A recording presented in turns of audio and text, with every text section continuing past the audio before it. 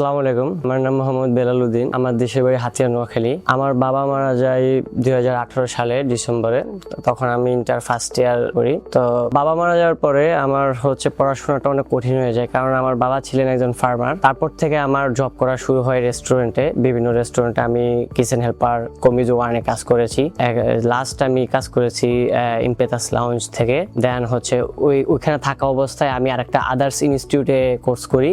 দেন ওখানে আমি ইন্টার্নশিপ পাইনি। নিজেকে আরো এই সেকশনে, কাইনারি সেকশনে আরো নিজেকে ফুটে ওঠার জন্য, ভালো ক্যারিয়ারের জন্য আমি চাইছিলাম যে আরো ভালো কিছু হোক। ওইখান থেকে ইনস্টিটিউট থেকে আমি ইন্টার্নশিপ না পাওয়ার কারণে আমি অনেক মানুষদেরকে খোঁজ করি যারা ইন্টার্নশিপ পাইছে 5 স্টার হোটেল থেকে, ভালো জায়গায় ভালো পজিশনে গেছে। দেন ওনাদের সাথে কমিউনিকেট করে অনেক রিভিউ, অনেক ইনস্টিটিউটে গিয়ে আমি ওনাদের ক্লাসগুলোতে অ্যাটেন্ড করি, যে ওনাদের স্টুডেন্টদেরকে কিভাবে ওনারা রিসিভ করে এবং কি শিখাচ্ছে।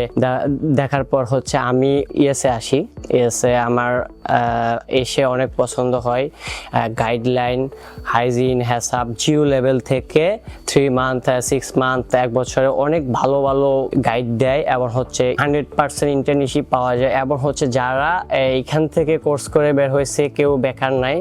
এক একজন এক এক পজিশনে আছে। আমার পরিচিত অনেকজন আছে যারা 5 স্টার হোটেল থেকে এখন ইন্টার্নশিপ করে জব করে।